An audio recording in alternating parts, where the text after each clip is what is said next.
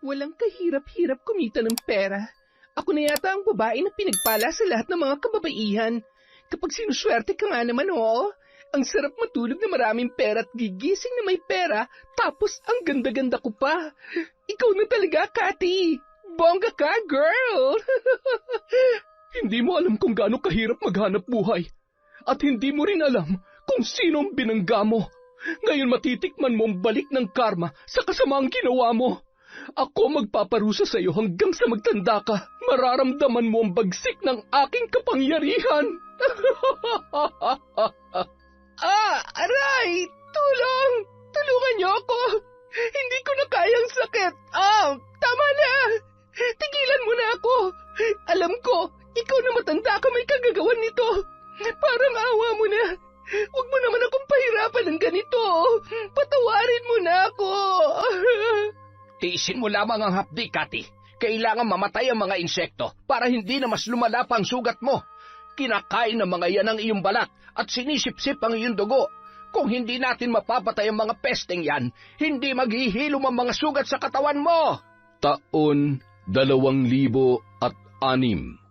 Cavite. Sa isang bayan sa nasabing probinsya, nakatira ang dalagang si Cathy. Kilala siya sa kanilang lugar dahil sa may angking kagandahan at kaseksihan. Kaya naman halos magkandara pa ang mga kalalakihan kapag siya ay dumaraan. Halos araw-araw may umaakyat ng ligaw sa kanila na labis naman na ikinatutuwa niya dahil sa mga dalang regalo o kaya naman ay pagkain. Kahit ni isa sa mga ito ay wala siyang magustuhan, pero hindi pa rin siya tumitigil sa pagpapaligaw dahil nang hihinayang siya sa mga binibigay ng mga yon. Ang iba ay sumuko na dahil halos maubos na ang kanilang pera, makabili lamang ng regalo para sa dalaga. Alam mo, Cathy, kung hindi mo ako gusto, mas mabuti pang sabihin mo na agad sa akin. Pabalik-balik na ako dito pero wala naman nangyayari. Nagsasayang lang ako ng oras sa iyo eh. Pinapaasa mo lang ako sa wala. Butas ng bulsa ko sa kung ano-anong pinapabili mo. Hoy, ang kapal naman ng mukha mo. Kung napapagod ka na, edi huwag ka nang bumalik dito. Tsaka yung mga dinadala mo, gusto mo yan dalhin sa akin. Isa pa, tingnan mo nga yung itsura mo. Ew, sa tingin mo ba papatulang kita? Wala bang salamin sa bahay nyo? Sana man lang inisip mo kung bagay ka sa akin, tsaka ka nagpabalik-balik dito. Sige na, umalis ka na. Marami pa akong gagawin. Napakamot ulo na lamang ang lalaki habang palabas ng bahay ng dalaga. Sa paglipas ng mga araw, dahil sa masamang ugali ni Cathy ay unti-unti na ring natauhan ang mga lalaking nanliligaw sa kanya. Ulilang lubos ang dalaga kaya nagpapalipat-lipat siya ng tirahan. Walang nakatatanda o kamag-anak man lamang na sumasaway sa kanyang mga ginagawa. Wala rin siyang permanenteng trabaho dahil hindi siya nagtatagal sa kanyang mga pinapasukan. Ayaw niyang napapagod at mas lalong nawawalan agad ng gana kapag napapagalitan ng kanyang mga supervisor o napagsasabihan ng kanyang mga katrabaho. Mahaba na ang 2 buwan sa kanyang mga napapasukan at magpapasya na lamang na umalis at maghahanap ng iba na mas magaan ang gawain. Sa ganda kong to, hindi bagay sa akin ang trabahong yon. Kaya hindi ako magtsatsaga sa kakarampot na sahod. Masisira lang ang ganda ko, hindi ko naman ikakayaman yon. Hindi rin naman siya nakakakuha ng mataas at magaan na trabaho dahil hindi siya nakapagtapos sa pag-aaral. Napabarkada at walang alam sa buhay kundi ang magbulakbol at manloko ng mga kalalakihan para lamang may pangtustos siya sa kanyang sarili at sa lahat ng kanyang mga pangangailangan. Isang araw, napilitan na naman siyang lumipat ng lugar at doon magbabaka sakali na mas gumaan ang takbo ng kanyang buhay. Marami kasi siyang pinagtataguan dahil sa kanyang mga utang at mga naloko. Maging may asawa at may edad na ay binibiktima niya sa ngalan ng pera. Kailangan kong maging mas maingat sa pagkakataong ito. Sana naman makahanap na ako ng lalaking magugustuhan ako, yung kaya kong buhayin at syempre, yung kayang ibigay lahat ng luho ko. Pagod na ako sa ganitong buhay. Gusto ko nang yumaman. Pera, pera, pera! Kailangan ko ng pera para sumaya. Gamit ang kanyang naipon, nakabayad siya ng pangrenta sa bago niyang tinitirhang apartment. Sakto namang natanaw niya ang isang lalaki na naglalakad papunta sa isang sasakyan. Patakbong nagmadali ang dalaga para makasalubong ang lalaki at para masimulan ang kanyang plano. Nang makalapit na siya sa kinaroroonan ni Jerry, ay nagkunwaring nahihilo ang dalaga. Hinawakan nito ang ulo para mapansin siya ng lalaki. Nakita naman yun ni Jerry, kaya napatigil siya sa paglalakad at nilapitan si Cathy. "Miss, ayos ka lang ba? May masakit ba sa'yo? Miss?" Parang nandidilim ang paningin ko. Tulungan mo ako. Agad namang sinalo ni Jerry ang dalaga bago tuluyang bumagsak ang nanghihinang katawan noon sa kalsada. Nanlaki ang mga mata ng lalaki nang masubsob ang mukha nito sa malusog na dibdib ng dalaga. Agad niya namang inilipat ang kanyang tingin sa malaanghel na mukha ni Cathy. Miss, gising. Ayos ka lang ba? Ay, bakit naman ngayon pa? Isinakay ng lalaki sa kotse ang dalaga at pinainom ng tubig. Binuksan niya ang aircon ng kanyang sasakyan para mahanginan si Cathy. Inisip niya na dahil baka sa sobrang init kaya yon hinimatay. "Gusto mo bang dalhin kita sa ospital para makasiguro tayo na maayos ang pakiramdam mo? Nahihilo ka pa ba?" Hindi na. Ayos na ako. Pwede bang ihatid mo na lang ako sa tinutuluyan ko? Salamat ha. Salamat sa pagtulong mo sa akin. Napakabait mo naman. Teka, ano nga palang pangalan mo? Ako si Jerry. Ikaw? Cathy na lang. Sigurado ka ba na ayos ka na talaga? Hindi ka na magpapatingin sa doktor? Baka kung ano na yung sakit mo, mas mabuting magpatingin ka para maagapan. Bakit kasi lumalabas ka ng ganitong oras? Napakainit at wala ka pang dalang payong. Huwag kang mag-alala. Okay lang talaga ako. Siguro pagod o baka dahil puyat lang ako. At saka kanina pa kasi ako naglalakad para maghanap ng trabaho eh. Nahihilo pa rin ako pero kaya ko naman na. Sa susunod kasi magdala ka ng payong at tubig. Ayan tuloy, buti ako nakakita sa'yo. Hindi napigilan ni Jerry na mapalingon kay Cathy, lalo na sa mga maputing hita nito na sinadya ng babae na itaas ang kanyang palda at nagkukunwaring masakit yon habang hinihimas-himas. Napalunuklaway na lamang ang binata habang nagmamaneho. Nagulat ito nang hawakan ng dalaga ang kanyang hita. Maraming salamat, Jerry, ha? Kung hindi dahil sa'yo, baka nabagok na yung ulo ko kanina. At baka kung sino pang masamang loob ang nakadampot sa akin. Mabuti na lamang at ikaw ang tumulong sa akin. Ang swerte naman ng girlfriend mo o asawa mo. Bukod sa gwapo ka na, mabait ka pa. Wala nga akong girlfriend eh. Asawa pa kaya? Kapag sinuswerte ka nga naman, sakto, walang sabit. Baka ikaw na nga ang lalaking para sa akin. Char! Sa gwapo mong yan, wala kang girlfriend? Maniwala ako sa'yo. Alam mo, kung pwede lang mag-apply bilang girlfriend mo, ginawa ko na. Seryoso ako, wala talaga. Joke lang yun ha, pero kung siseryosohin mo, pwede rin naman. Nang makarating sila sa apartment ni Cathy, inalalayan ni Jerry na bumaba ng sasakyan ang dalaga hanggang sa makapasok sa loob. Nung magpapaalam na sana si Jerry, pinigilan siya ni Cathy. Jerry, sandali. Baka gusto mo munang uminom ng juice o kaya ng kape. Ipagtitimpla kita. Wag na, salamat na lang. Tutuloy na ako. Sige na, para naman kahit papano, masuklian ko yung pagtulong mo sa akin. Kahit man lang sa simpleng paraan, makabawi ako sa'yo. Kahit nagmamadali, napilitan si Jerry na paunlakan ang alok ng dalaga. Kumuha siya ng isang tasa at ibinuhos ang mainit na tubig.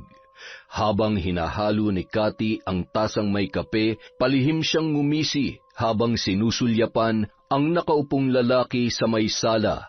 Pasimpleng pumikit sabay hinipan ang isang tasang kape na kanyang hawak. Heto na, Jerry. Masarap ako magtimpla kaya siguradong kahit mainit ang panahon ay hinding-hindi mo matatanggihang higupin ang kape ko. Habang ibinibigay ni Cathy ang tasa ng kape, tinitigan niya sa mata si Jerry na parabang may binubulong na mga salita. Isang palipad hangin kung tawagin ang kanyang ginagamit para makapambiktima.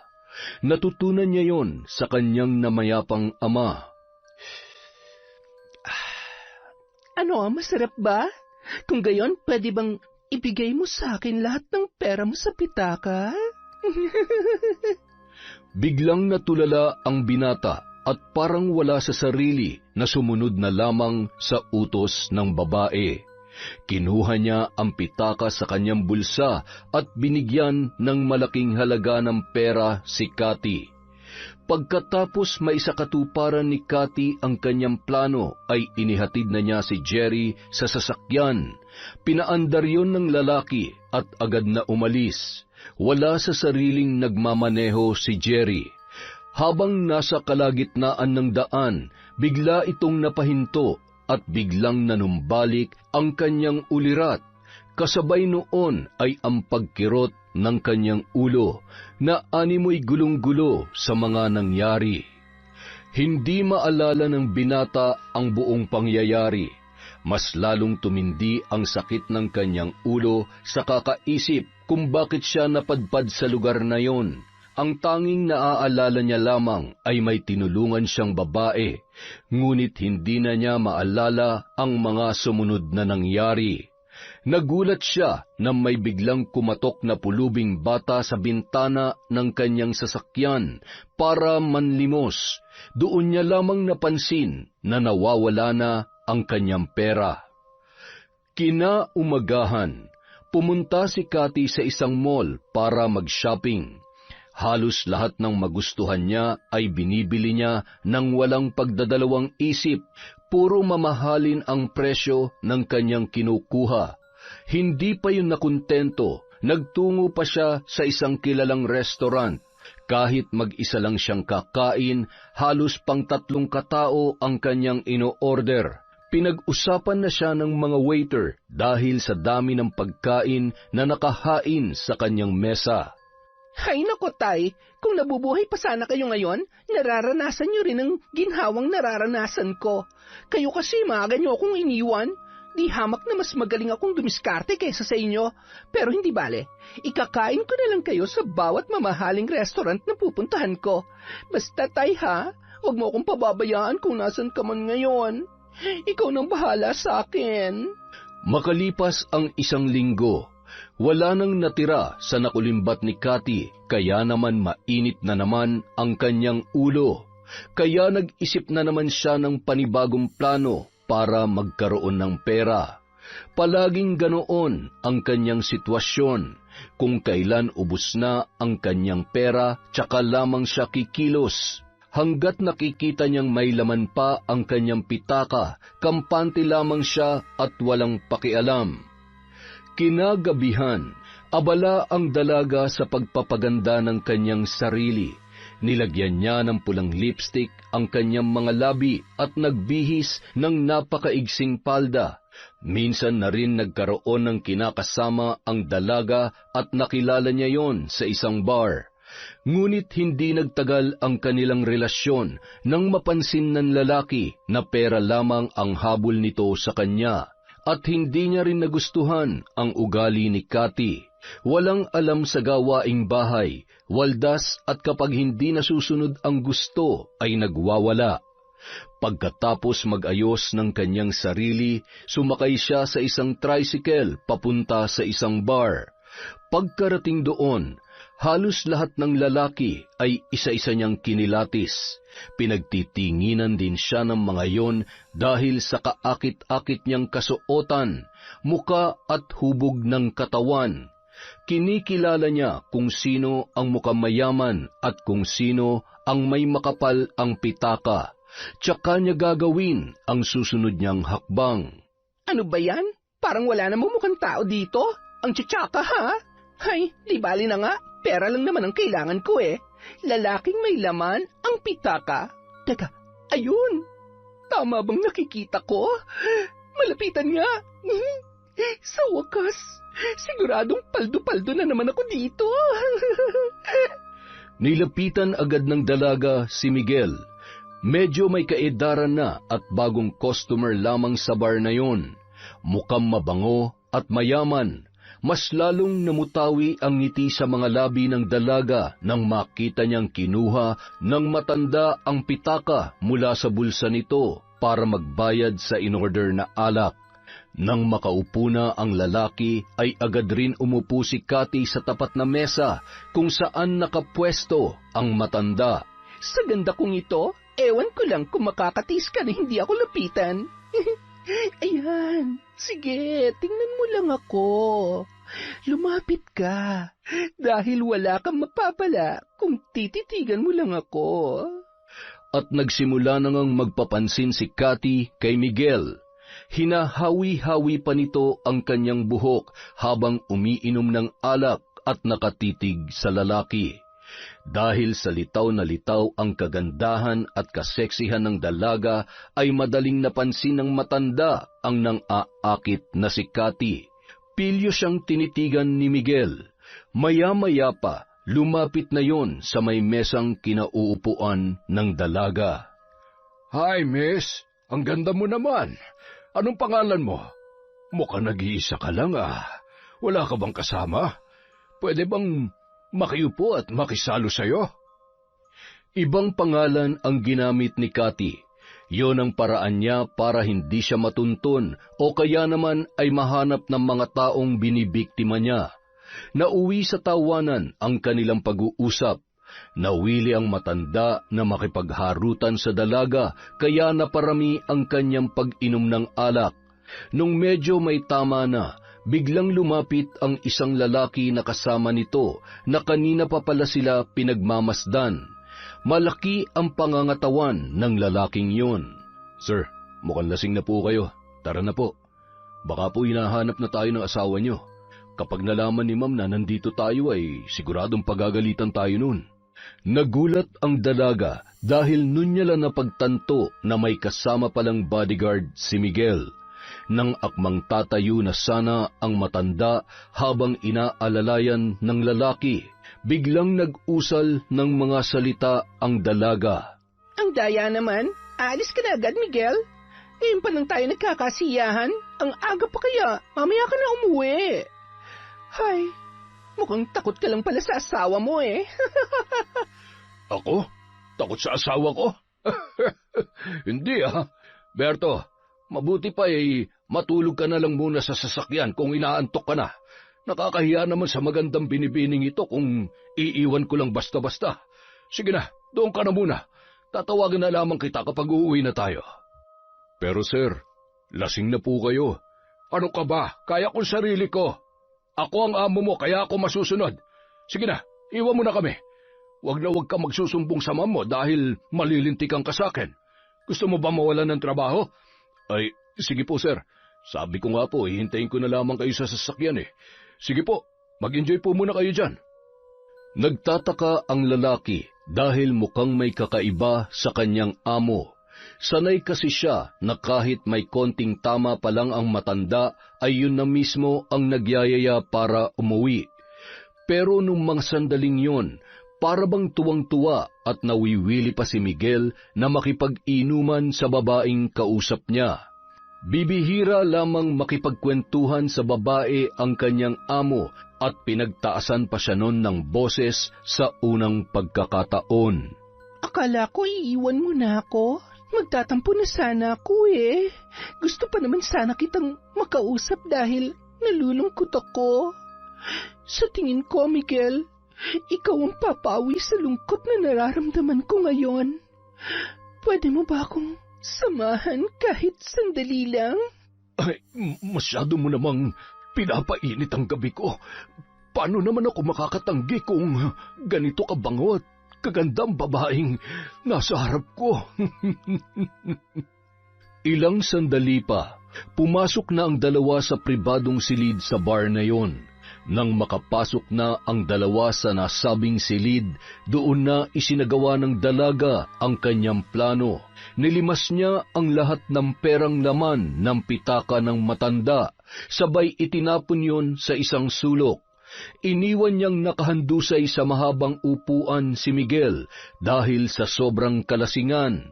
Nagmamadali namang lumabas ng bar ang dalaga, sabay pumara ng tricycle. Samantala, kanina pa tingin ng tingin ang bodyguard ni Miguel sa kanyang telepono at inaabangan ang tawag ng kanyang amo. Nabaling ang kanyang paningin nang makita si Cathy na sumakay sa tricycle, kaya kinabahan yun at nagmadaling lumabas ng kotse para pumasok sa loob ng bar. Sir? Miss, nasa na po yung lalaking nakaupo dito kanina? Agad namang itinuro ng GRO kung saan makikita ang matanda, kaya dali-dali nitong pinuntahan ng silid at bumungad sa kanya ang tulog na amo at humihilik pa. Nakabukas ang zipper ng pantalon at nakaangat ang damit. Boss, gising! Ano nangyari? Bakit nandito ako? Anong oras na ba? Ako pong dapat magtanong kung ba't kayo nandito. Ano po nangyari sa inyo? Ba't kayo pumasok dito sa loob? At bakit kayo iniwan ng babaeng kasama ninyo? Nagmamadali siyang umalis kanina. Ay, teka, nasan po yung relong suot nyo? Tsaka yung kwintas ninyo? Ha? Nalintikan na. Pati wallet ko nawawala rin. Naisahan ako ng babaeng yun Hindi ko man lamang namalayan na. Naku, malilintikan ako nito sa misis ko. Paano nangyaring? Hindi kaya may kakaibang ginawa sa akin ng babaeng yon? Na-hypnotize ba ako? Maaari po. Baka nga po ginamitan kayo ng itim na kapangyarihan na kung tawagin sa probinsya namin ay palipad hangin. Napamura na lamang si Miguel sa sobrang inis sa sarili. Sinubukan niyang hanapin ang babae, ngunit walang nakakakilala sa pangalan na binigay nito. Kinuha niya rin ang CCTV footage ng bar, ngunit sadyang mailap ang dalaga sa kamera. Hindi maipaliwanag kung paanong hindi man lamang makilala ang mukha noon. Kaya wala nang nagawa ang matanda kundi hayaan na lamang ang nangyari. Makailang ulit pa siyang bumalik sa bar na yon at nagbaka sakali na makikita ulit ang dalaga. Gaya ng dati, nagpakasasa si Cathy sa perang nakuha niya kay Miguel. Malaki-laki rin ang natangay niyang halaga sa matanda. Humiga pa ito sa kama at pinaghahagis ang pera habang humahalakhak, matapos niyang ibenta ang relo at kwintas. Walang kahirap-hirap kumita ng pera. Ako na yata ang pinakapinagpala sa lahat ng mga kababaihan. Kapag sinuswerte ka nga naman, oo. Ang sarap matulog na maraming pera at gigising na may pera tapos ang ganda-ganda ko pa. Ikaw na talaga, Cathy. Bongga ka, girl! Makalipas ang 2 buwan, unti-unti na namang nauubos ang pera ni Cathy. Sinisingil na rin siya sa renta ng bahay. 1 buwan na siyang hindi nakakabayad. Mas inuna pa niya ang kanyang mga luho kesa bayaran ang kanyang dapat bayaran. Kapag hindi ka pa nakapagbayad sa susunod na araw, talagang palalayasin na kita. May naibibili ka nga ng kung ano-ano tapos hindi mo magawang magbayad ng renta. At isa pa, pwede ba? Maglinis ka naman ng bahay. Tingnan mo nga yung paligid mo. Ang kalat-kalat at ang dumi-dumi na. Kababae mong tao napakababoy mo. Sarili mo lang yata ang kaya mong ayusin. Babalikan kita ulit. Siguraduhin mong may pambayad ka na. Kung hindi, ako mismo maghahakot ng mga gamit mo papalabas. Oo na, sige na po. Hindi pa nga ako nag-aalmusal. Busog na ako sa sermon nyo. Ay, kainis. Abat, ako pa talaga ngayon na nakakainis. Ikaw na nga itong hindi marunong magbayad, ikaw pa may ganang mainis. Aling China naman. Ang sabi ko po, magsisimula na ako maglinis. Ang sungit. Pinandilatan ng mata ni Cathy ang tumalikod na si Aling Gina. Nawalan na rin ng gana ang dalagang kumain, kaya bumalik na lamang yung muli sa higaan dahil biglang sumama ang kanyang pakiramdam. Lintek, nagkanda leche-leche ng buhay ko. Kapag minamalas ka nga naman, bakit naman kasi ngayon pa sumama ang pakiramdam ko? Kailangan kong gumaling at kailangan ko ng dumiskarte. Wala na akong pambayad. Baka magliyab na ang ilong ng matandang dragon na yon. Kinaumagahan, kahit medyo iniinda ni Cathy ang sakit ng kanyang ulo, ay pinuntahan niya ang bahay ni Aling Gina para makiusap kung pwedeng bigyan ulit siya ng isa pang araw na palugit para makapagbayad. Tao po! Aling Gina! Tao po!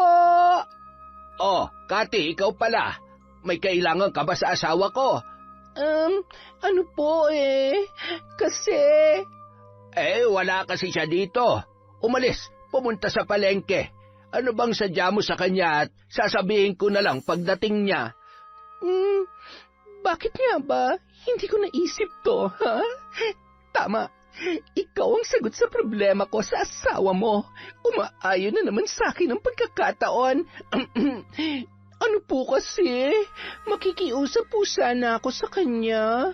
Wala pa po kasi akong pambayad ngayon sa renta ng bahay, Mang Lope. Ay, ganun ba? Hamot sasabihin ko na lamang. Kaso kilala mo naman ang asawa ko. Magagalit lamang yung kapag nadidelay ang bayad ng upa, lalo na kung nakailang balik na siya para maningil. Kaya nga po, makikiusap sana ako Walang-wala po kasi talaga ako ngayon. Sinibayan pa ng sakit ng ulo ko kaya hindi po ako makapagtrabaho. Parang awa niyo na po, tulungan niyo naman po ako na pakiusapan siya Wala po kasi akong mapupuntahan kapag pinalayas niyo ako dito. Napahagulhol ang dalaga at marahan namang hinimas ni Mang Lope ang braso nito para patahanin. Pasimple namang bumulong sa isipan si Cathy dahilan para biglang mawala sa sarili ang matanda na ilang segundo munang natulala sa kanyang harapan bago pumasok sa kwarto at may kung anong hinahanap. Ganyan nga, sumunod ka sa lahat ng sasabihin ko. Ngayon, kunin mo lahat ng perang nasa wallet ng asawa mo. Ibigay mo yun sa akin, Mang Lope. Mabilis na sumunod kay Cathy ang matandang lalaki. Kinuha niya ang susi ng kabinet at binuksan yon. Dinampot ang lahat ng pera at ibinigay sa dalaga. Nanlaki ang mga mata ni Cathy nang makita ang napakaraming pera. Wow! Ang dami nito, Mang Lope! Maraming salamat po! Alis na po ako! Bye! Iniwan ni Cathy si Mang Lope habang wala pa sa kanyang sarili. Maya-maya lamang ay dumating na si Aling Gina at sinalubong pa yon ng dalaga. Aling Gina, sakto po ang pagdating nyo. Heto pambayad ko. Sabi ko naman sa inyo, magbabayad ako kapag may pera na ako mabuti naman kung ganon. Magbabayad ka naman pala pinatatagal mo pa. Pinapainit mo pa ang ulo ko. Kayo naman po kasi, hindi kayo makapaghintay. Ay, sige. Sa susunod, agahan mo magbayad para hindi tayo nagkakaproblema. Pasensya na po ulit kayo. Huwag na kayo magsusungit, ha? Sige kayo, mabuburi na. Napakaganda niyong kilay. Nako. Salamat naman. Pangatlo ka na yata sa mga nakapansin ng kilay ko ngayong araw. Papasok na ako sa bahay at mainit dito sa labas. Baka mabura pa. Che, naniwala naman. Ang pangit kaya parang ewan. Pero ang mahalaga, may pera na naman ako. Samantala, nang makapasok si Aling Gina sa bahay ay agad niyang iniabot kay Mang Lope ang pinamili at pinadala yon sa kusina. Dumiretso siya sa kwarto para magpalit ng damit na basang-basa ng pawis. Paglabas niya ay wala pa ring imik ang asawa nito, kaya nilapitan at tinapik yon sa balikat. Oh, Lope, bakit ganyan ang itsura mo? Hindi ba't sabi ko ay dalhin mo na ang mga yan sa kusina? Ano pang hinihintay mo? Pasko? Bagong taon? Hoy, kinakausap kita! Ay, kabayo, bakit ka naman nanggugulat? Kanina pa ako nagsasalita dito, hindi mo naman ako naririnig. Ano nangyari sa'yo, ha? Parang inaantok ako at ano nga bang ginawa ko kanina? Bakit parang wala akong maalala? Ay, naguguluhan ako. Parang, ewan. Ewan ko sa'yo. Nag-uulyanin ka na talaga. Hindi mo na alam ang mga pinaggagawa mo. Natigil ang pag-uusap ng mag-asawa nang maalala ng babae na kailangan niya na palang magpasahod ng mga trabahante sa ipinagagawa nilang bagong apartment. Pagpasok niya sa kwarto ay nabulahaw ang buong kabahayan sa lakas ng kanyang sigaw. Lope! Ha? Gina? Ano nangyari? Nasaan ang pera ko dito? Kinuha mo ba? Dito ko itinatago yung mga inipong ko. Ano? Hindi ko alam yung sinasabi mong pera. Hindi ko naman pinapakailaman yung mga gamit mo, ha? Kung ganon, sino ang kumuha? Sino naman na maglalakas loob na papasok dito sa bahay natin? Wala ka bang napansin na ibang tao na pumunta dito? Galit na galit si Aling Gina dahil wala namang ibang tao sa bahay na yon. Ayaw din namang umamin ng asawa nito na siya ang kumuha, kaya minabuti niyang tingnan ang CCTV para malaman kung sino ang kumuha ng pera. Parehong nanlaki ang kanilang mga mata nang makita ang buong pangyayari. Hay nako, nagsisinungaling ka pa. Ayan, kitang-kita na ikaw ang kumuha at ibinigay mo sa babaeng yon. May pahawak-hawak ka pa sa braso? Ano, dahil sa nilandi ka ng babae, binigay mo na yung pera ko? Walang hiya ka! Ang tanda mo na, kumakerengking ka pa at pera ko pa talaga ang ginagamit mo! Maniwala ka sa akin, Gina. Hindi ko alam na binigay ko sa kanya yung pera. Tingnan mo, parang may sinasabi siya tapos sinusunod ko naman. Hindi ko matanda ng buong nangyari. Pero maniwala ka, kahit mamatay man tayo ngayon, hindi ako nagsisinungaling. Mandadamay ka pa talaga. Lintik na babaeng yon. Kaya pala ang lakas ng loob. Sa akin lang naman galing yung pinambayad niya. Makikita niya. Hindi ko ito mapapalampas. Inuubos na talagang pasensya ko, ha? Siguradong may itinatago ang babaeng yon. May kakaiba siyang ginagawa para makapagnakaw ng pera. Humanda siya sa akin. Sinugod ni Aling Gina si Cathy para komprontahin sa nangyari. Agad namang itinanggi ng dalaga ang ibinibintang nito sa kanya. Dahan-dahan po kayo sa sinasabi niyo, Aling Gina. Wala po akong alam dyan. Ibalik mo ang pera ko. Walang hiya kang babae ka. Ipapakulong kita. Huling-huli ka na eh. Nagsisinungaling ka pa talaga. Hindi mo makukuha ang pera mo at lalong hindi ko hayaang makulong ako dahil sa'yo. Ang bag ko, kailangan kong tumakas. Hoy, saan ka pupunta? Magnanakaw! Ang kulit mo, ha? Sabi ng bitiwan mo ako. Gamit ang natitirang pera na galing sa matandang babae, naghanap ulit siya ng mauupahan na may kalayuan sa lugar na kanyang pinanggalingan. Makalipas ang 2 linggo, halos wala nang makain si Cathy dahil wala na siyang pera. Pabalik-balik naman ang kanyang iniindang sakit ng ulo. Diyos ko naman, alisin niyo na po ang sakit ng ulo ko para makapagtrabaho na ako. Pinaparusahan niyo ba ako dahil sa mga ginawa ko? Buisit na Gina na yon. Yung mga gamit na naiwan ko, ay, ang bobo ko talaga. Bakit ba naman kasi hindi na lang ako nagbenta ng mga gamit ko? Ay, nakakainis talaga. Isang araw, nakaramdam ang dalaga ng kaginhawahan sa kanyang katawan. Kaya wala nang inaksayang oras si Cathy at agad na nag-isip ng susunod na plano. Barya na lamang ang natitira sa kanyang pera. Palakad-lakad ang dalaga kung saan naghahanap siya ng panibagong bibiktimahin. Ano ba? Makisama naman kayo. Mukhang wala yata ako mapapala dito, ah. Wala yata akong madidilihensyahan ngayon. Magtitiis na naman ako sa lugaw na walang sahog at... Ay, busy talaga. Ang init-init pa naman. Ay... Ilang sandali pa, nakita niya si Mang Felix na saktong magwi-withdraw sa ATM machine. Walang ibang tao sa lugar na yun. Hinintay niyang matapos ang lalaki. Nang saktong naglalakad na para maghanap ng sasakyan, naghanda na rin ang dalaga para gawin ang kanyang plano. Kagaya ng ginawa niya kay Jerry, yun din ang naisip niyang diskarte para manakaw ang pera ng bago niyang target. Pero ngayon ay nagpanggap naman siya bilang isang pulubi sa paningin noon. Aray! Tulong! Tulungan niyo po ako!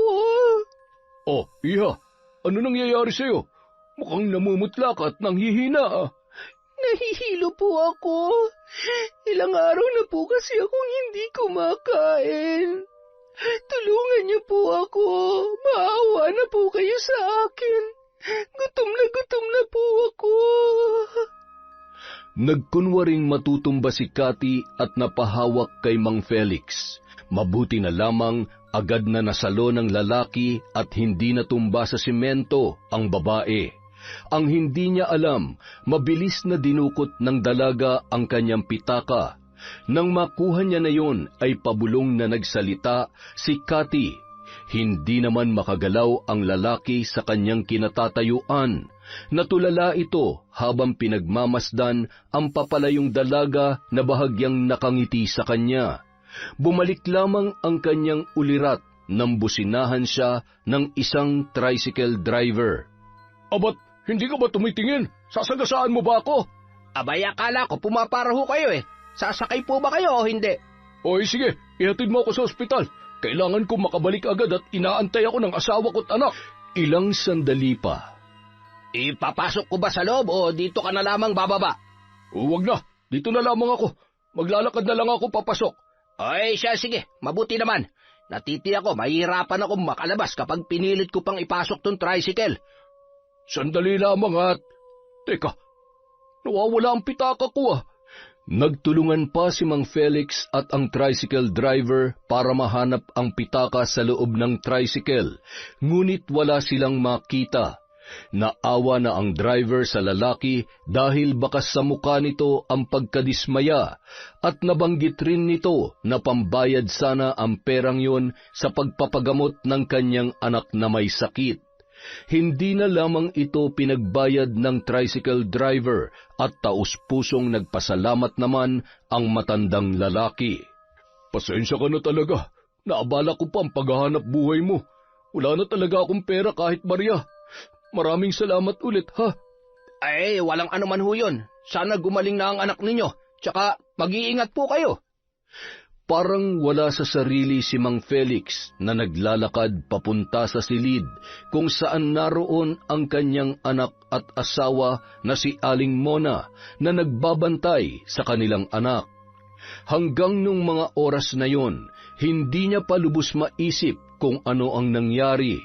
Pagkarating ay nakangiting sinalubong ni Aling Mona ang kanyang asawa. Mahal, magkano ang nasahod mo? Kasya na ba para sa bibilhin nating gamot ni Chinchin? Oy, mahal, kinakausap kita. Hindi mo ba ako naririnig? Ano nangyari sa'yo? Bakit parang hindi maipinta yung mukha mo? May nangyari ba? Oo, mahal. Kasya na sana. Kaya lang ano?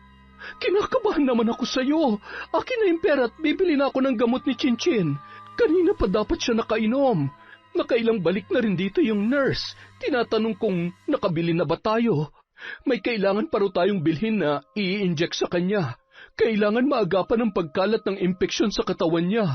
Kung hindi, mas lalo siyang manghihina. Ano kasi, mahal?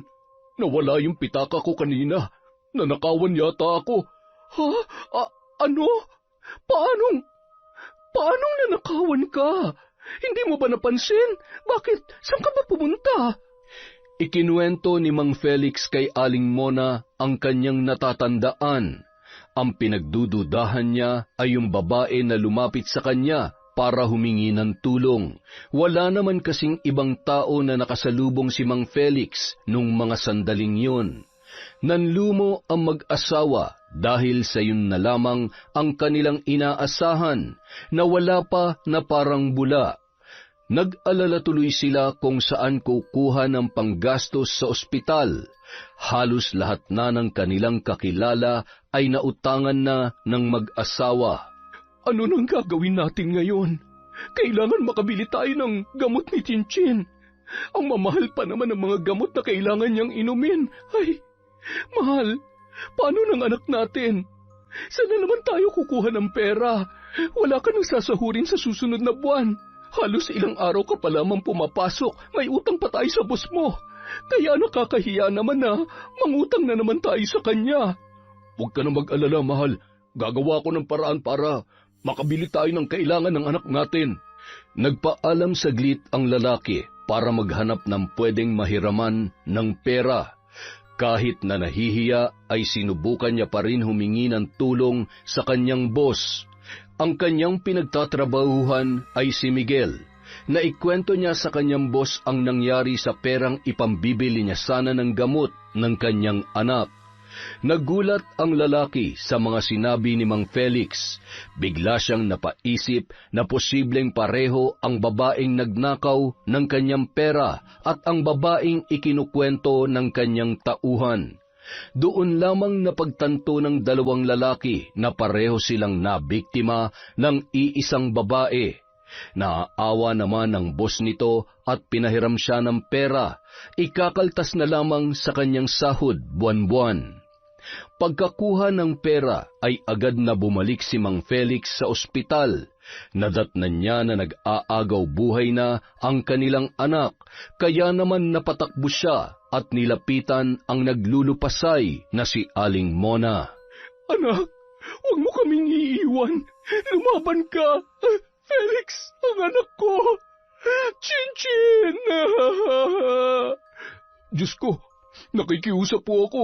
Huwag niyo namang hayaan mawala sa amin ang anak ko. Pakiusap po, iligtas niyo ang anak namin. Chinchin, huwag mong iiwan si nanay. Makalipas ang ilang oras, nanginginig pa rin sa takot si Aling Mona.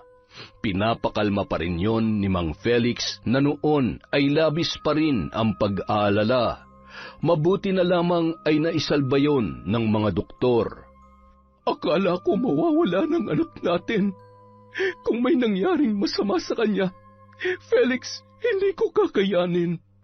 Mamamatay ako kapag nawala ang anak ko. Tahan na, patawarin mo ako sa nangyari. Kung naging maingat lamang ako, siguro'y hindi aabot sa puntong ganito. Hindi mo kasalanan na nangyari. Kung meron man dapat managot, walang iba kundi ang walang pusong nagnakaw ng pera mo. Napakasama niya.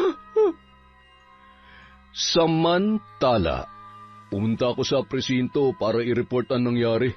Akalain mo, pati pala si Sir Miguel na biktima din ng babaeng yon. Kailangan niya managot sa batas. Hindi marunong lumaban ng patas ang walang yang babae na yun. Sige, mahal. Tama yung gagawin mo. Sana makasuhan ng babaeng yon at sana makulong siya habang buhay at pagbayaran ng mga kasalanan niya. Oo, mahal. Sige, aalis na muna ako, ha? Mag-iingat ka. Balitaan mo ako agad sa lakad mo, ha? Hindi na nag-aksaya pa ng panahon si Mang Felix at agad na nagtungo sa pulisya para humingi ng tulong.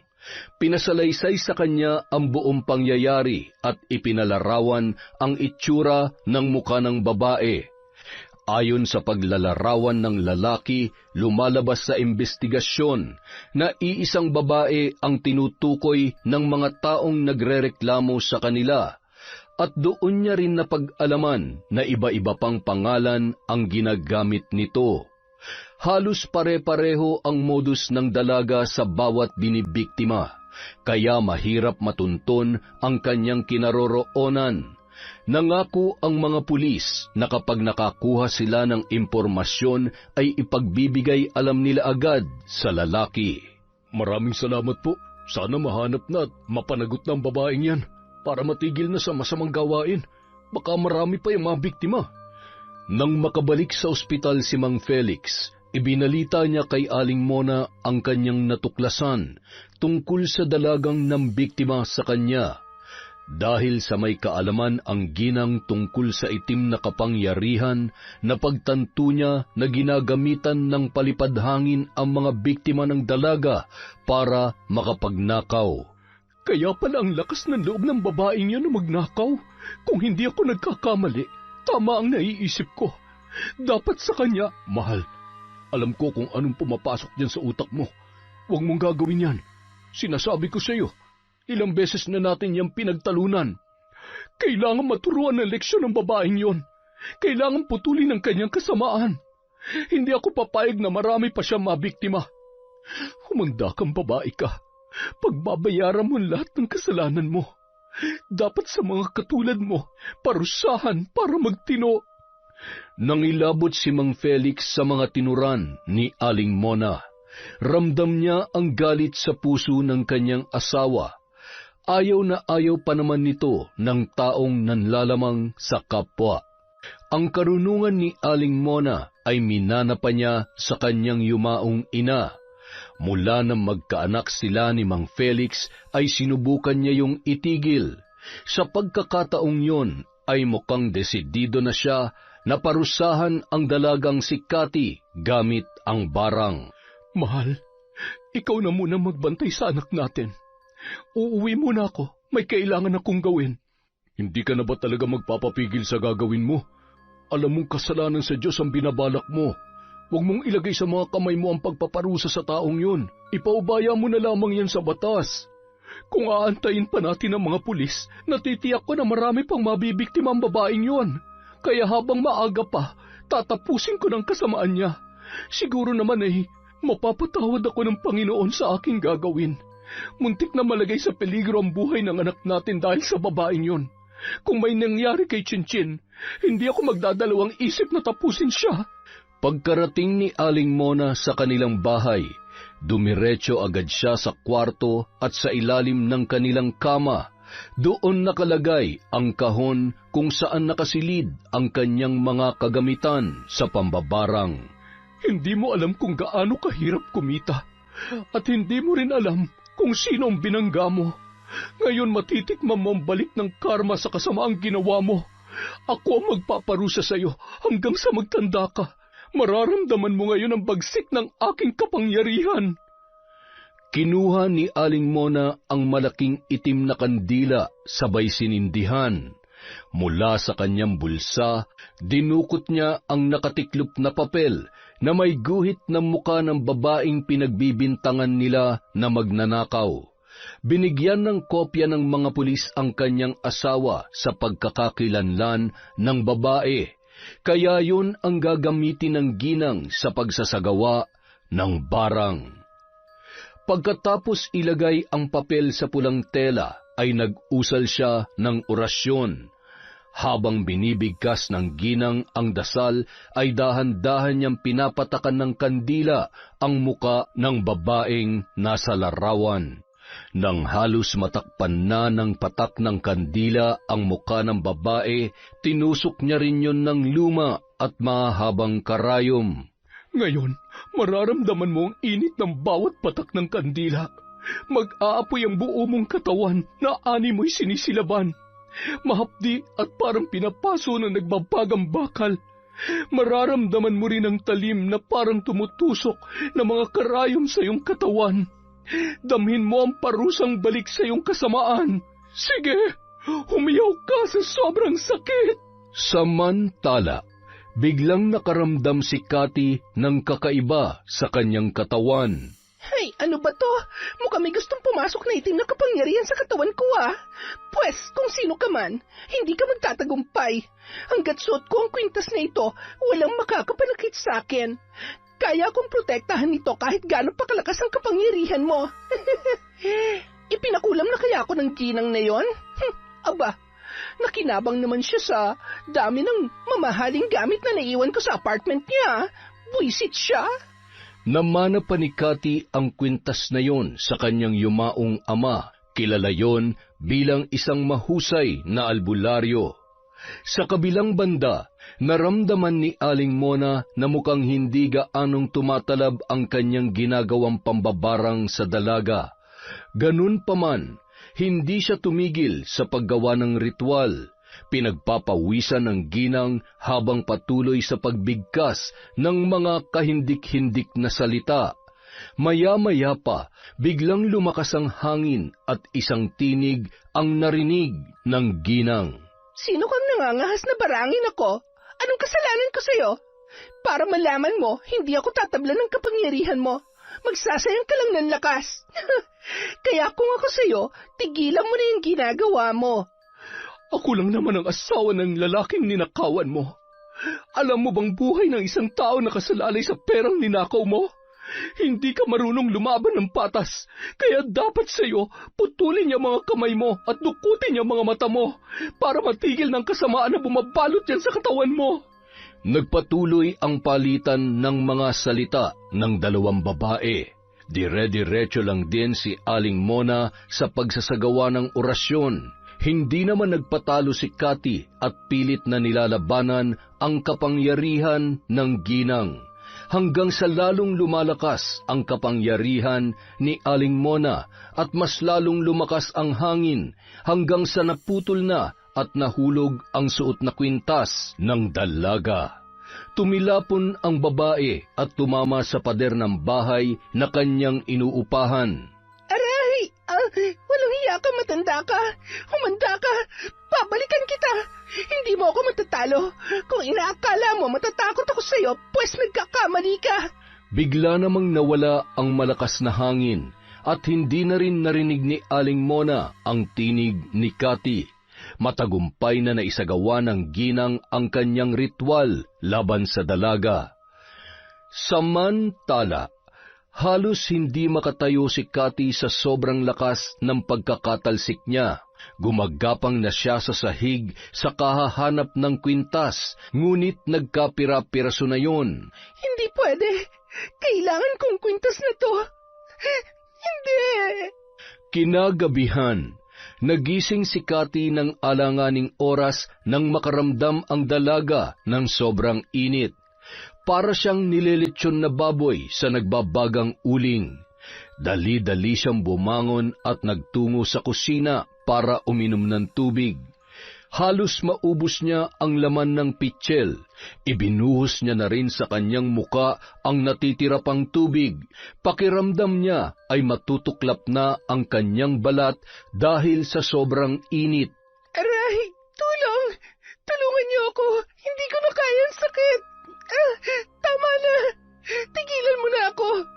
Alam ko, ikaw na matanda ka, may gawa nito sa akin. Parang awa mo na. Huwag mo naman akong pahirapan ng ganito. Patawarin mo na ako. Kahit anong sigaw ni Cathy para humingi ng tulong ay walang nakakarinig sa kanya. Kaya walang nagawa ang babae kundi tiisin na lamang ang sakit. Halos wala na siyang saplot sa katawan nang pagtatanggalin niya ang suot niyang damit. Kahit na nakatapat na siya sa bentilador ay wala pa rin yung epekto. Nahirapan na rin siyang huminga at muntikan ng himatayin. Tulong! Parang awa niyo na! Tulungan niyo ako! Maya-maya pa, bigla na lamang nawala ang init na kanyang nararamdaman. Natuwa ang dalaga at napahalakhak. Inakala niya na tumigil na ang pambabarang sa pagpapahirap sa kanya. Ngunit ilang sandali pa, nang mahihiga na sana ang babae, malakas na sigaw ang kanyang pinakawalan. Nang maramdaman niya na parang may tumutusok sa kanyang likod. Aray! Ano na naman to? Lintik na matandang yun na! Hindi mo ba talaga ako titigilan? Ano ba? Tama na!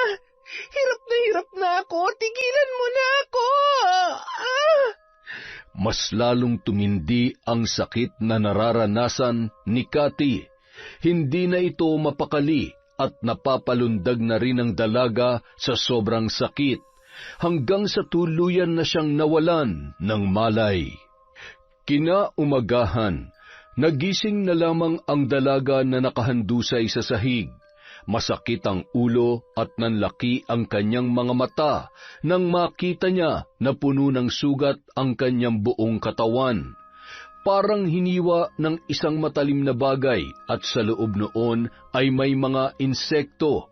Pinagmasdan ng dalaga at nandiri siya dahil gumagalaw-galaw pa ang mga yon. Nagpupumalahaw siya sa iyak at hindi makapaniwala sa nangyayari sa kanya. Samantala, sana naman ay magtanda ka ng babae ka. Kulang pa yan sa mga nagawa mong kasalanan. Pasalamat ka't kahit papano ay mabait ako. Dahil kung hindi, baka tinapos ko na ang buhay mo. Pero dahil hindi naman ako kasing sama ng iniisip mo, hindi kita papatayin. Gusto ko lang matuto ka at itama ang mga bagay na kahit alam mong mali ay ginagawa mo pa rin. Pero hindi pa rin dyan matatapos ang pagpapahirap ko sa iyo. Makalipas ang 2 araw, hindi pa rin tumigil si Aling Mona sa pagpapahirap kay Cathy. Kaya humingi na ng tulong ang dalaga sa kakilala nitong albularyo. Kinailangan niyang bumalik sa lugar kung saan siya lumaki dahil doon nakatira ang kilalang albularyo ng kanyang ama. Sakay ng nirentahang sasakyan ang dalaga, bumiyahe siya ng mahigit 4 na oras para marating ang lugar na yon. Dumiretso na siya sa bahay ng manggagamot dahil baka kung makita pa siya ng mga tao doon ay pagtulungan pa siyang saktan. Kahit may takot siyang bumalik sa kanila ay napilitan pa rin siya dahil sa kagustuhan niyang gumaling. Cathy, anong ginagawa mo dito? Mang Danny, tulungan niyo po ako at sana po huwag niyo ipaalam sa mga tao na nandito ako. Kayo na lang po ang alam kong makakatulong sa akin. Parang awa niyo na po. Hirap na po ako. Alam mo na hindi ako sang-ayon sa mga ginagawa mo. Pinagsabihan na kita, pero hindi ka nakinig sa akin. Ginamit mo sa maling paraan ang iyong kapangyarihan. Kagaya ka rin ng tatay mo. Simula na mamatay ang ama mo, ang buong akala ko ay tatalikuran mo na rin ang itim na karunungan. Kung wala lang akong utang na loob sa iyong ama, hindi kita patutuloy sa pamamahay ko. Sa inyo na po mismo nanggaling. May utang na loob kayo sa pamilya ko. Kung hindi dahil kay tatay, baka wala na kayo sa mundong ito. Kaya bilang kapalit, tulungan niyo po ako. Tanggalin niyo ang sumpa na nakakabit sa katawan ko. Sige, tutulungan kita. Pero mangako ka sa akin na magbabago ka na. Ito na siguro ang naging karma mo. Mangako ka, Cathy, dahil kung hindi, kahit magmakaawa ka pa, hindi kita tutulungan. Ayaw ko na sa pagkakataong ito ay patuloy kita na hahayaan sa iyong mga kalokohan. Kung noon ay wala akong nagawa para itama ka, ngayon hindi na ako papayag. Nangako ako sa Panginoon na sa oras na magkita tayong muli, gagawin ko ang lahat para maituwid ka. Ngayon, tutuparin ko ang pangako ko sa kanya at sa tatay mo, habang may pagkakataon ka pa. Opo, basta tulungan niyo lang po ako na gumaling. Pangako po magbabago na ako. Ang sakit. Pakiusap, gamutin niyo na po ako. Aray! Sa tingin ko, isa sa mga naging biktima mo may gawa nito. Pasalamat ka't hindi kanya balak patayin. Dahil kung ganon ang kanyang kagustuhan, malamang sa mga oras nito ay pinagpipiestahan ka na ng mga uod at bangaw. Nag-usal ng panalangin si Mang Danny habang nakapatong ang kamay sa ulo ni Cathy. Pinatakan ng matanda ng likido ang mga sugat sa kanyang katawan. Napasigaw siya sa sobrang hapdi at nangisay ang mga uod na nasa loob ng kanyang mga sugat. Aray! Ano po yung pinahid niyo? Ang hapdi! Parang sinisilabad ang pakiramdam ko. Aray! Tiisin mo lang. Kailangan mamatay ang mga insekto para hindi na mas lumala pa ang mga sugat mo.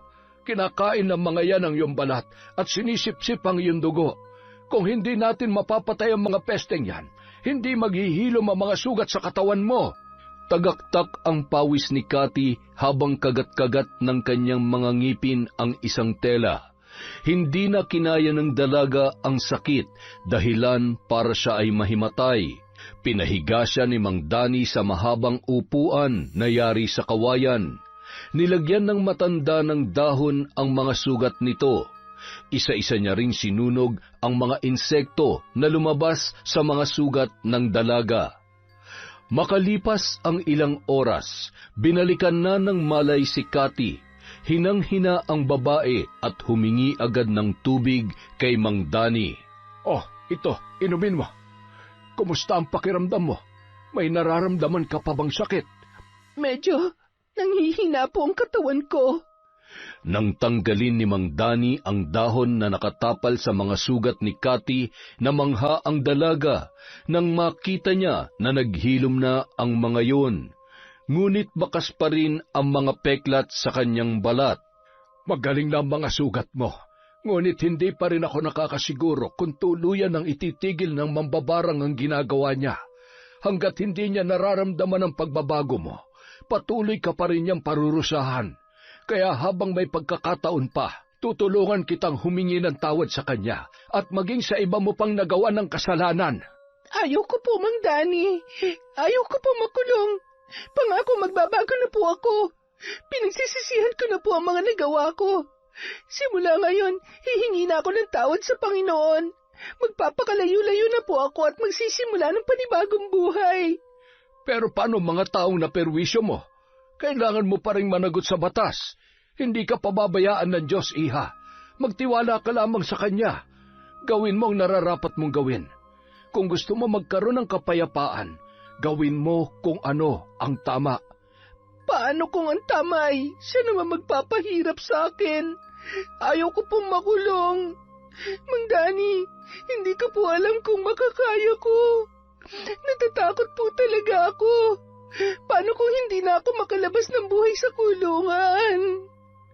Napayakap na lamang si Cathy kay Mang Danny dala ng takot.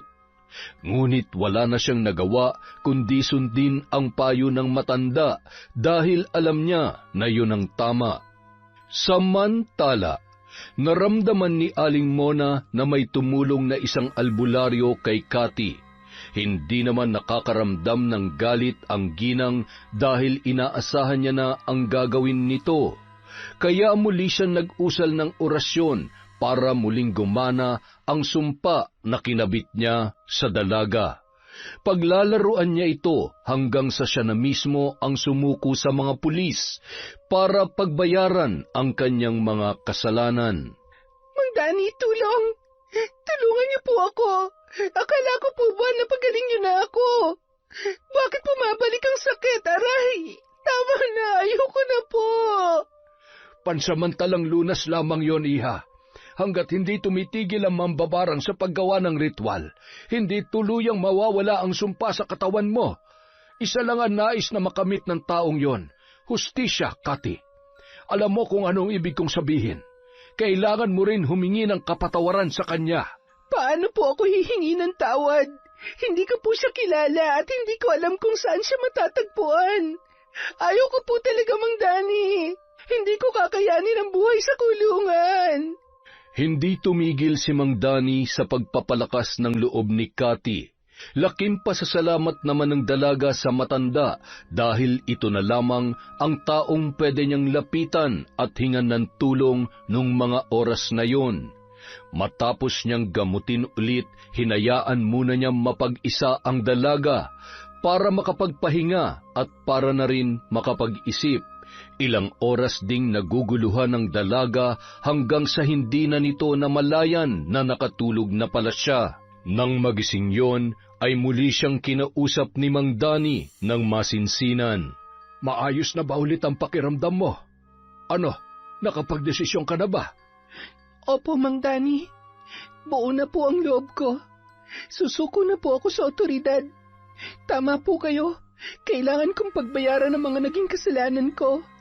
Pero bago po muna ako pumunta sa presinto, pwede po bang samahan niyo ako sa puntod ni Itay? Gusto ko po muna siyang dalawin bago ako pumasok ng kulungan. Mabuti naman kung ganon. Sige, sasamahan kita. Huwag ka mag-alala, dadalawin kita palagi sa kulungan. Andito lamang ako, hindi kita pababayaan. Manalig ka lamang sa nasa itaas at hindi ka magtatagal sa loob. Magpakabait ka doon. Agad na nagtungo sina Mang Dani at Cathy sa sementeryo kung saan nakalibing ang kanyang ama. Hindi napigilan ni Cathy na pumatak ang kanyang mga luha. Naawa si Mang Dani habang pinagmamasdan ang dalaga. Malungkot man siya na makukulong ito, ngunit alam niya na yon ang makakabuti para sa lahat. Kinahapunan, naghahanda na si Cathy para sumuko sa mga pulis. Sasamahan naman siya ni Mang Dani. Maluha-luha pa ang dalaga habang binabaybay nila ang daan patungo sa presinto. Alam mo, kung saan man naroroon ang tatay mo ngayon, alam kong masaya siya sa gagawin mo. Alam kong labis ang kanyang pagsisisi dahil sa kanya'y nasira ang buhay mo. Kaya matutuwa siya dahil gusto mo nang ayusin ang sarili mo na kailanman ay hindi niya nagawa para sa kanyang sarili. Nang makarating sila sa presinto, ay agad na pinusasan si Cathy ng mga pulis.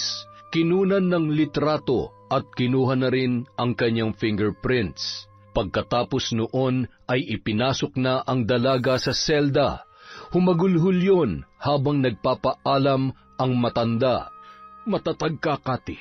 Alam kong malalampasan mo ang lahat ng ito.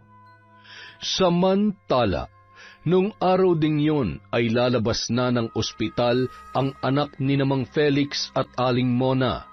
Mas lalo silang natuwa nang makarating sa kanila ang balitang pagsuko ni Cathy sa mga alagad ng batas. Hindi maipaliwanag ang sayang nararamdaman ng ginang nung mga oras na yon. Salamat naman at nagtanda ng babaeng yon. Patawarin niyo po ako, Diyos ko, kung nakagawa po ako ng kasalanan. Yun lamang talagang naisip kong paraan para parusahan at maturuan ng leksyon ang katulad niya. Natulungan ko siyang itama ang mga pagkakamali niya. Patawad po kung nagpasakop ako sa kadiliman. Lumipas ang ilang araw, linggo, buwan at taon. Naging mabait ang dalaga sa loob ng kulungan. Maraming naantig sa kwento ng kanyang buhay, kung papaano niya piniling magbago at takasan ang mundong kinagisnan niya simula pa lamang nung siya ay bata pa. Natuto rin ang dalaga sa mga gawain katulad ng mga gawaing bahay. Kapag linggo naman ay sumasali siya sa mga grupo ng mga kababaihan na nagninilay-nilay at isa na rin siya sa nagpapakalat ng salita ng Diyos. Isang araw, dumalaw si Mang Dani sa presinto at kinumusta ang kalagayan ng dalaga.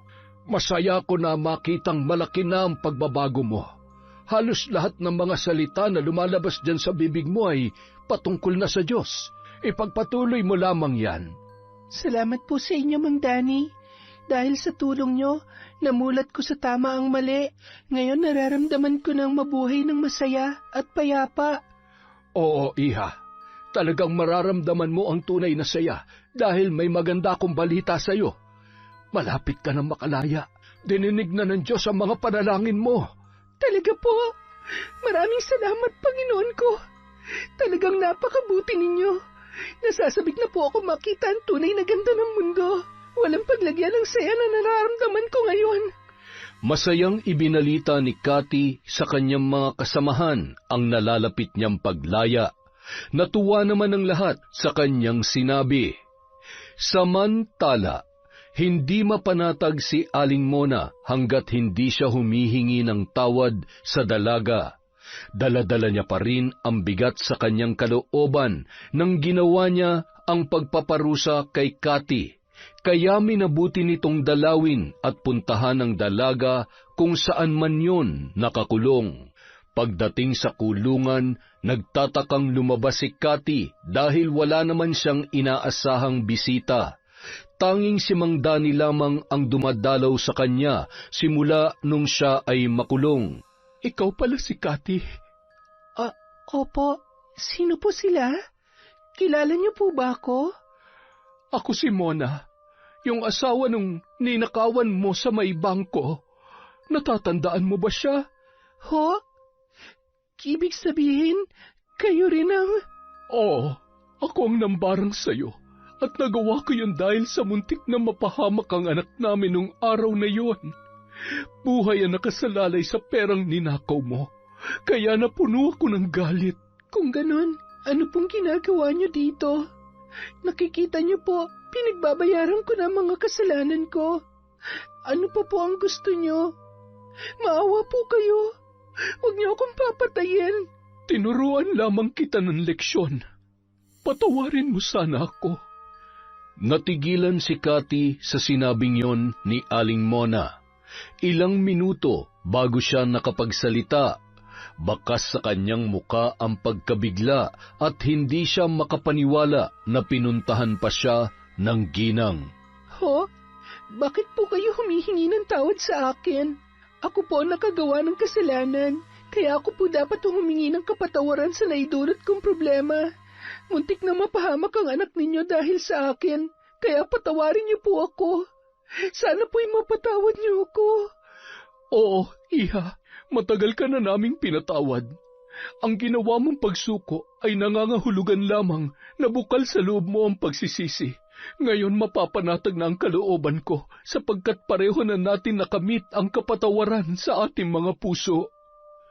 Hindi mapigilan ni Cathy na mapayakap kay Aling Mona. Parang nabunutan ng tinik ang kanilang mga dibdib nung mga sandaling yun. Nang makauwi na si Aling Mona ay agad niyang kinuha ang kahon na naglalaman ng kanyang kagamitan sa pambabarang. Isa-isa niyang sinunog ang mga yon, katulong ang kanyang asawa at anak. Mahigpit na yakap ang itinugon ng kanyang asawa bilang pagpapakita ng tuwa at kasiyahan para sa ginang. Masaya sila na tuluyan ng tinalikuran ni Aling Mona ang itim na kapangyarihan. Kailanman ay hindi ko na yan muling gagamitin. Ngayon, abo na kayo at tuluyan na kayong tatangayin ng hangin. Masaya kami ng anak mo para sa iyo, mahal. Ito ang araw na pinakahihintay ko.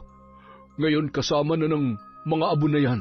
Tinangay na rin ang hangin ang pangambang nararamdaman ko kapag ginagamit mo yan. Makalipas ang 2 buwan, dumating na ang araw na pinakahihintay ni Cathy. Ito na ang araw ng kanyang paglaya. Masayang sinundo ni Mang Dani ang dalaga at dumiretso yon sa kanyang bahay. Wala na kasing ibang pamilya si Cathy na pwede niyang puntahan. Abot langit ang pasasalamat niya dahil muli siya mabubuhay ng malaya at payapa ang kalooban. Salamat po, Panginoon, dahil sa kabila ng aking mga nagawang kasalanan, hindi niyo pa rin ako pinabayaan. Utang ko po sa inyo ang panibago kong buhay. Samantala, nabalitaan ng pamilya ni Aling Mona ang araw ng paglaya ni Cathy. Natuwa sila para sa dalaga. Nang maikwento ni Cathy kung ano ang buhay na nakagisnan niya at kung anong paghihirap ang naranasan niya, ay nangibabaw ang awa na naramdaman ni Aling Mona para sa kanya. Makalipas lamang ang 1 linggo, simula nang makalabas si Cathy sa kulungan, nagpasya siyang muli nang bumalik sa Cavite para doon maghanap ng trabaho.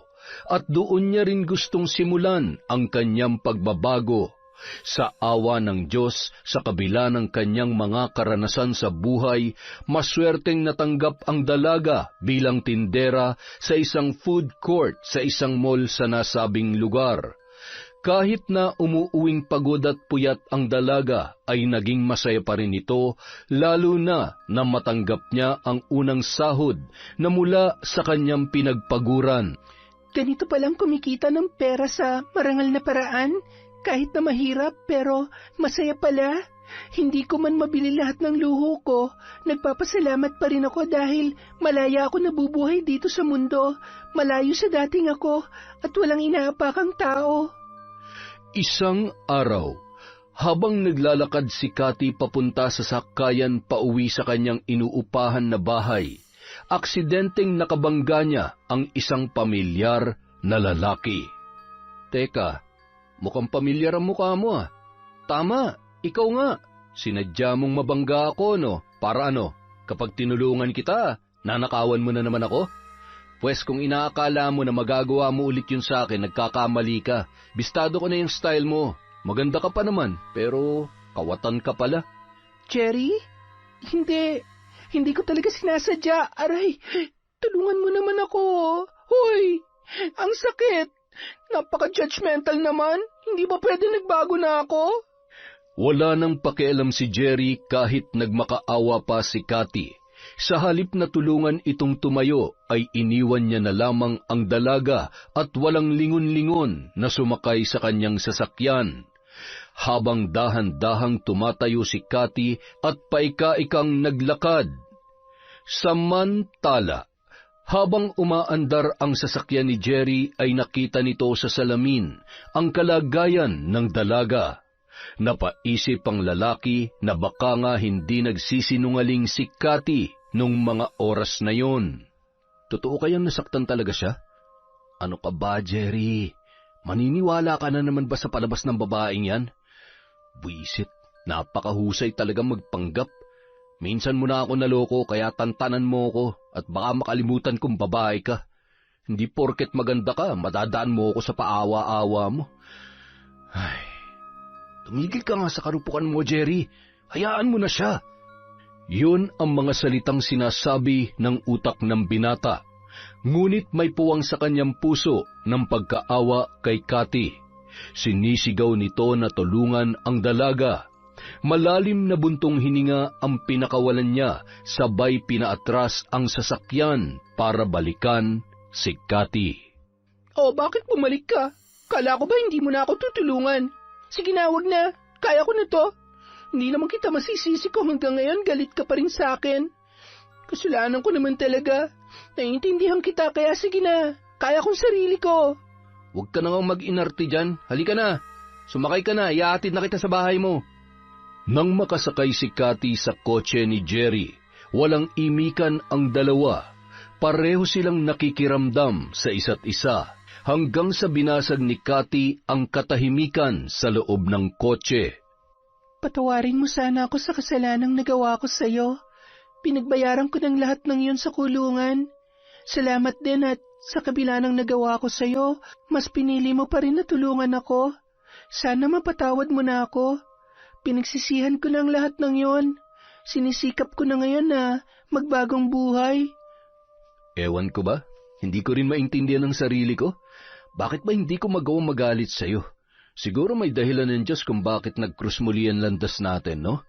Sa dami na makakasalubong at makikita ko ngayong araw, ikaw pa talaga. Ay, siguro nga, gumawa ng paraan ng Diyos para makahingi ako ng kapatawaran sa mga nagawa kong kasalanan. Masaya ako sa muli nating pagkikita at hindi na ako kasing sama nung dati. Pero may dahilan kaya nagawa kong mga bagay na yon na hanggang ngayon labis kong pinagsisisihan dahil maling-mali. Hindi ko dapat ginawa yon pero wala na eh. Hindi ko na maibabalik ang panahon. Dito na lamang ako. Salamat sa paghatid ah. Inalalayan ng binata na makababa ng sasakyan si Cathy. Sabay sabing, sana hindi pa ito ang huling pagkikita natin. Gusto kitang makilala ng lubos at para malaman mo, pinatawad na kita. Matagal ko nang kinalimutan yon, pero syempre, naiinis pa rin talaga ako sa ginawa mo. Ay, sige na, mag-ingat ka ha. Pagkatapos noon ay pinaandar niya na ang sasakyan. Nakangiti sabay kinindatan pa nito si Cathy habang unti-unting sumasara ang bintana ng kotse. Isang araw, muling nagkrus ang kanilang landas. Sinadyang abangan ng lalaki ang dalaga kung saan siya madalas dumaraan. Mula nang muli silang magkita ay hindi na nawala sa isip niya si Cathy. Oh, ikaw na naman? Bakit parang ang liit ng mundo natin? Alam mo, Cathy, gusto talaga kitang makita. At sa wakas, natsyempohan din kita rito. Pinagtataguan mo yata ako eh. Ha? Bakit? Hindi kita maintindihan. May kailangan ka ba sa akin? May kasalanan na naman ba ako? Wala akong kinuha sa sasakyan mo ha. At saka... Pwede ba kitang iyaing lumabas? Ang boring kayang mag-isa. Baka naman gusto mo akong samahan. Para naman makabawi ka sa akin. Sabihin na natin na gusto talaga kitang makilala, makasama, at, basta. Ano? Okay lang ba sa'yo? Ano? Nagbibiro ka ba? Ako? Bakit ako? Baka nabibigla ka lang o kaya baka naaawa ka lang sa akin. Hindi ako ang babaeng nararapat sa'yo, Jerry. Alam mo naman kung anong klaseng tao ko, kung anong pinagmulan ko. Magkaiba tayo ng mundo. Marami ka pang makikilalang babae dyan. At saka, wag mo nga akong tinitingnan ng ganyan. Malapit na akong matunaw at baka mamaya kiligin pa ako sa'yo. Siguro gusto mo lang akong gantihan sa ginawa ko, no? May pinaplano ka bang masama sa akin? Hoy, wag kang ganyan. Ano? Tumingin ka nga sa akin. Dito. Hoy, sa mata ko. Yan. Mukha ba ako masamang tao? Ha? Sa gwapo kong to, sa tingin mo magagawa kong... Huwag mo akong dinadaan-daan sa ganyan, ha? Para kang ewan. Kapag ako nainis, papatulan talaga kita. Tara na, libre mo ako. Wala pa akong sahod. Yon! Walang problema. Kati, seryoso. Kapag niligawan ba kita, papayag ka ba? Jerry, kapag sinuntok ba kita para magising ka sa katotohanan, aaray ka? Ang dami mong sinasabi.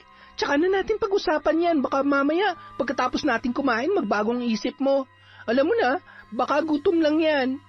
Oh, teka nga, nilalagnat ka ba? Basta, akala mo titigilan kita? Mula ngayon, kung kinakailangan kitang kulitin, oras-oras man yan, hanggang sa mahulog ka sa akin at maging tayo gagawin ko. Ang totoo, di ko alam kung bakit kahit nagalit ako sa ginawa mo sa akin, hindi talaga kita makalimutan eh. Matagal-tagal na rin yun, pero hanggang panaginip, dinadalaw mo pa rin ako eh. Anong akala mo sa akin? Multo? Mumultuhin talaga ako ng katotohanan kapag hindi naging tayo.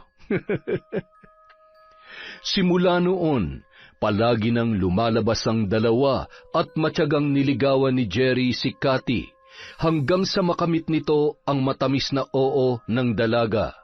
Malaki na ang pinagbago ni Cathy, malayong malayo na sa unang pagkakakilala sa kanya ng lalaki. Sa kabila ng pagtatapat ng dalaga sa naging pagkatao at nakaraan niya, ay hindi yon naging hadlang para mahalin siya ni Jerry. Sa halip ay mas lalo itong humanga at napabilib sa katapangan ng dalaga. Matapos ang 2 taon bilang magkasintahan, nagpasya na rin silang magpakasal at bumuo ng sariling pamilya. Isang araw. Ay, ano ba naman tong tiyan ko? Kung ano-ano nang binibili ko sa iyong pagkain, sinusuka mo naman. Ano ba talagang gusto mo? Magagalit ka sa akin eh. Ano ba kasi yun? Gusto ko ng pinya. Yung pinya sa likod ng kapitbahay natin, hinog na. Sige na, samahan mo na kasi ako. Ano? Pambihira naman, mahal. Ano naman yung trip mo? O siya, mamayang gabi, gagawa natin ng paraan. Palihim na lamang na kinausap ni Jerry ang may-ari ng pinya para mapagbigyan ang hilig ng naglilihi niyang asawa. Yon! Isa na namang magandang kwento mula sa Kwentong Enteng. Dahil po dyan, meron po ulit tayong shout-out. Hello po kay Nelly Española. Shout-out kay Aprilin Asuncion, kay Sally Roldan, kay Carlita Nocerale. Hello po kay Elizabeth Sumalinog, kay Corazon Clemente. Hello po kay Manny Maniego, kay Brita Lane Pelico, kay Prince Jose, Lumagbas Nancy Rose Cose, Reynante Siena, kay Trio Cavibes, kay Catalea Soto. Hello po kay Jomar Tabacon, kay Celestina Siguya, kay Elizabeth Dungka, kay Febe Ranyada. Hello po kay Jeneline Mix Vlog. Hello po rin kay Princess Marleyphil Davido. Hi kay Ryan Alba, Mama Loretta, John Peter from Elidia Bobes. Hello po kay Pasiano Guerrero. Hi kay Barner Bucky, kay Idol Ashtin of Liga. Shout out kay Marjorie Dequilia, kay Ivan Jose Pabriag from Joanna Rosette Marasigan. Hello po kay Renante Alejo. Shout out kay Belen Malbas, kay Mariam Duca, kay Mira. Hello kay Hana Maylin Sesgundo, kay Gay Somodio. Hello po kay Mel Santarita, kay Irma Umali, kay Crijel Mamado, kay Arlene Torquiza. Hi kay I Love Traveled, kay Honey Austria, kay Emily Yumi. Hello kay Alma Naong, kay Charlene Gumansing, Michelle De La Cruz, Torillos and Guiwan family from Joel Guiwan, kay Jing Villaran, kay Langga Jonah. Hello po kay Jose Arcaliana, kay Alfreda Alano. Shout out kay Jenny, Laurelin at LJ from Lawrence, Balubayan. Hello kay Dapanderan Brewmaster, kay Frances Remuel Velches, kay Inday Besel TV, ang Lady Guard ng Pampanga, Yon Astig, at sa Jet Guard Agency. Hello po kay Earhart The Great Vlog, kay Dimples Yumi, kay Larcy Siriban.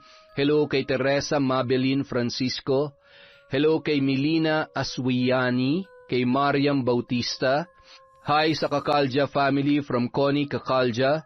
Hello po kay Maricel Nogot from Yuki Machimoto. Hi sa mga taga Polomolok, South Cotabato from Biba Dima. Hello po kay Merly Kidian, kay Ramil Fariolin, kay Queen Haley, kay Mercedita Balana Reyes. Hello po kay Kimpoy Feliciano, kay Roberto Crimen, kay Analie Vallega, kay MGS 14, sa Yamasaki family, kay Leng, kay Kensuke, kay Kagari, at Kentaro from Ami Yong. Hello po kay Adoracion Espiritu. Hi kay Cola Lona, kay Robely Solivio, kay Corazon Federizo, Arlene Monggi Albader. Hi po kay Ryan Large, kay Missy MTD. Hello po kay Hilario Patra Jasmine. Hi po kay May Megs, kay Shagala Mary, Angelina Ignacio, Julie Zabate, kay Annabel Ibanez.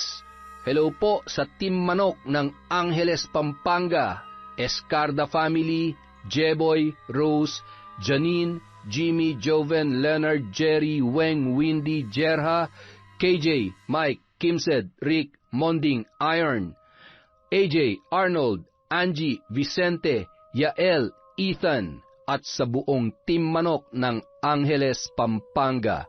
Hi po kay Tita Serrano, kay Noraline Olitsub, sa RGW Garment from Bastamage ako. Hi kay Vivian Collado, Kabutahe. Hi po kay Josie Aniban, kay Astillero Rialco from Kim Rialco. Hi kay Jimmy Guevara. Shout out kay Lolita Mariano, kay Dine Sinag, kay Juvie Bustamante. Hello kay Princess Kayla Martinez, kay JR Pineda, kay Isay Diaz, Mary Jane Alitin, Doris Estander, Pearl Torres, Evelyn Reyes, Ivan Pabriag from Joanna Rosette Marasigan. Hi kay Kay Sian from Kuya Koy. Hi po kay Account P1Z. Hello kay Mea Espiritu, kay Angelina Edelmira from Elizabeth Dungka. Hello po kay Janet Cisneros, kay Alfredo Siguya, kay Marilu Francisco. Shout out kay Jessica Rojas, kay Raquel Hasegawa, kay Lizelle Goleta. Hello po sa Galedo family from Rai, Bonbon Tailoring from Cheryl Rebecca. Hello po kay Leona Taytay, kay Giza Nicole, kay Elizabeth Pamintuan, kay Jay Mortiza, Betty Velasco, Edna Lintupas, Cesan de la Cruz. Hello po kay Noemi Garcia Pabunan, kay Margie Banosong, sa Roylos Chicharon from Adela Garcenila, at syempre kay Corazon Kakalda. Maraming salamat po. Mag-iingat po kayo kung nasan man po kayo, sa mga masisipag nating OFW at syempre sa mga nandito rin po sa Pilipinas. Maraming salamat po sa inyo sa walang sawang pagsuporta sa Kwentong Enteng.